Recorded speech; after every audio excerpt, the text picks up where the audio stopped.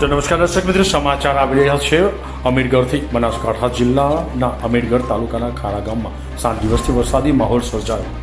બનાસકાંઠા જિલ્લામાં વરસાદી માહોલ સર્જાતા અમીરગઢ તાલુકામાં સતત 7 દિવસથી વરસાદના કારણે લોકો પરેશાન થયા છે.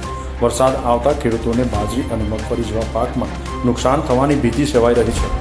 અમીરગઢમાં વરસાદથી લઈને અમીરગઢ તાલુકાના ગ્રામ્ય વિસ્તારોમાં ખેતી કામ માટે સમસ્યા નડી રહી છે અને છેલ્લા કેટલાક દિવસથી વરસાદના કારણે ખેતી કામ માટે ખેતરોમાં નહીં જઈ શકતા. અને અમીરગઢનું ખારા ગામ એ છેલ્લું ગામ છે અને આદિવાસી વસ્તી ધરાવતું છેવાડાનું ગામ છે. અને આ વરસાદના કારણે અમીરગઢ તાલુકાના ગામડાઓમાં બાજરી મગફળી જેવા પાકોને નુકસાન થયું છે અને વરસાદ સતત ચાલુ રહેશે તો ચોમાસું સિઝનની વાવણી પણ નહીં થઈ શકે એવી સંભાવના છે.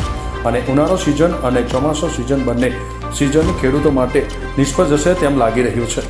અને આ પગલે સરકારશ્રી કયા પગલાં લે છે તે જોવું રહ્યું. મુનરાજસિંહ ચૌહાણનો રિપોર્ટ, ન્યૂઝ ટુડે, અમીરગઢ.